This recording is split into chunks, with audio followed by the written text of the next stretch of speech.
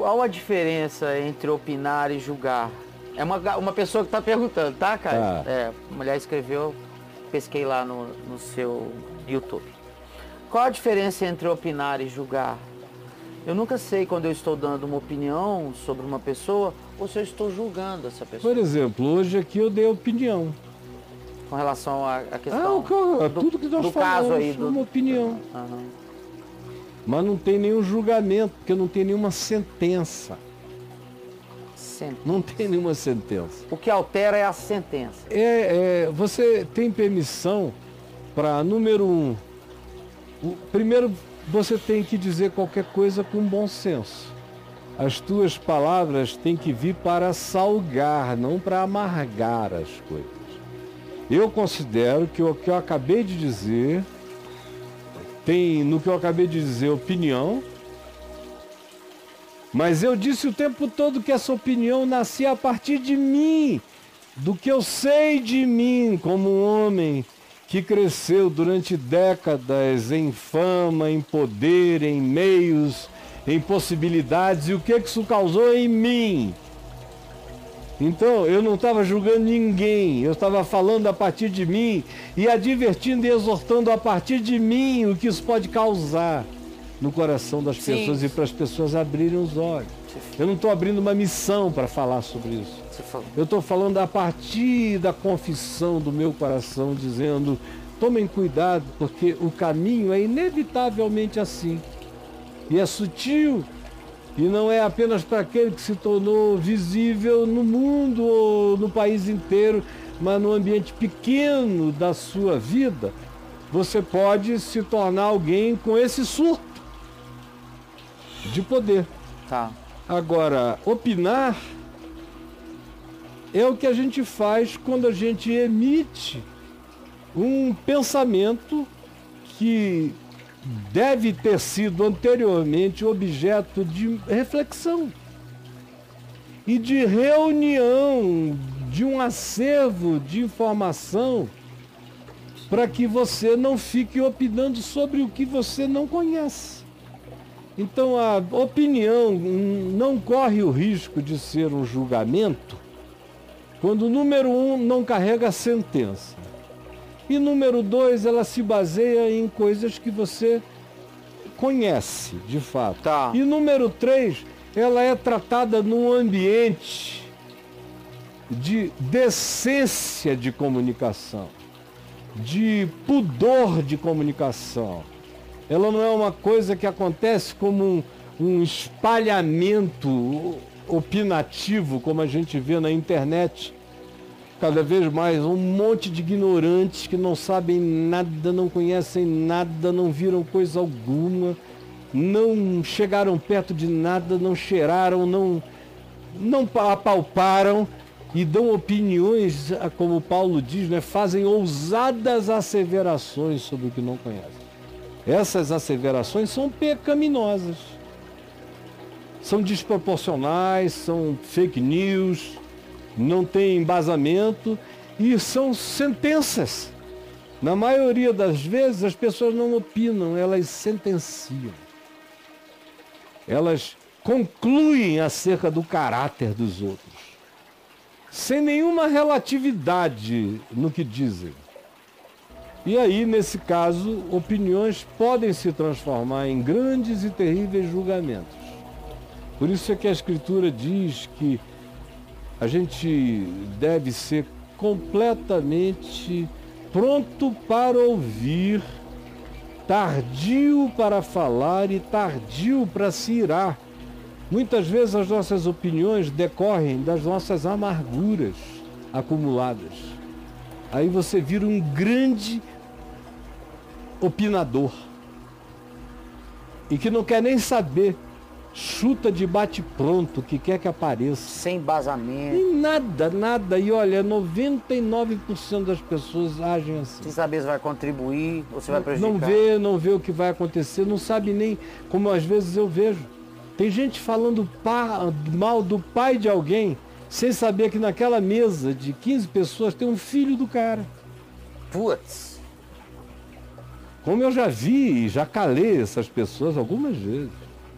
Deixa eu te dizer, você está falando sobre o fulano? Deixa eu te apresentar o filho dele. Fulano de tal.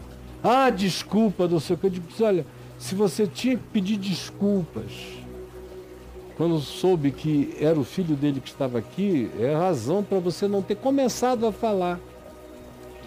Porque se fosse verdade, você no máximo diria desculpa a impropriedade. Eu deveria ter te poupado disso. Mas você foi com vergonha. Eu já fiz isso algumas vezes, mas os 3 casos que me vêm agora aqui à mente foram horrorosos. E a pessoa iniciou a falar numa velocidade tão intensa contra alguém, sem nem saber que o filho da pessoa estava ali. É muito constrangedor. E por exemplo, aqui entre nós, eu vejo que no passado, muito mais do que hoje em dia, eu já dei muita opinião desnecessária aqui no Papo de Graça. Muito. Opinião que você não me vê hoje dando, sobre hipótese nenhuma. Era porque eu não sabia? Não, eu sabia, eu conhecia, sabia tudo, sabia mais do que eu dizia, muito mais até. Só não era necessário.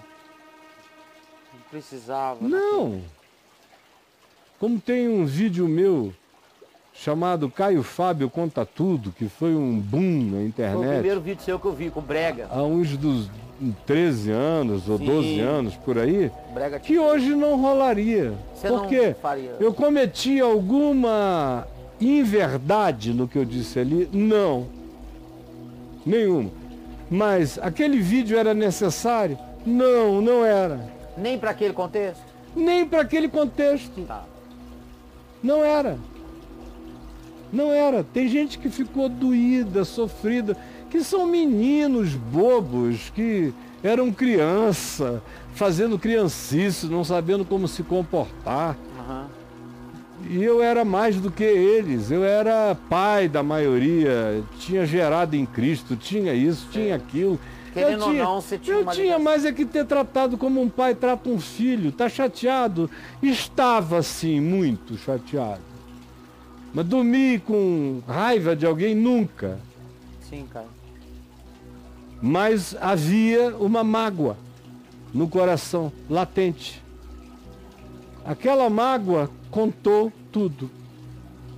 Mas a sabedoria espiritual me disse logo 1 ano depois, 2 anos depois, que aquilo era desnecessário. Que eu tinha apenas esclarecido como as coisas funcionavam em muitos lugares, mas houve pessoas que entraram naquela narrativa que não mereciam ter entrado na narrativa se não fossem apenas pessoas que tivessem sido tão trairinhas para comigo. Não mereciam. Não fosse isso, não entrariam.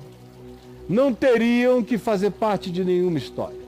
Só foram infantis, tolos, foram dissimulados para comigo, mas pronto, eu não sou nada, eu não sou nenhum absoluto. E se alguém não é contra mim, já é em meu favor, foi o que Jesus ensinou. Não tem ninguém me falando qualquer coisa ou tentando me destruir, não está contra mim, está em meu favor. Só o fato do cara estar calado já está me ajudando.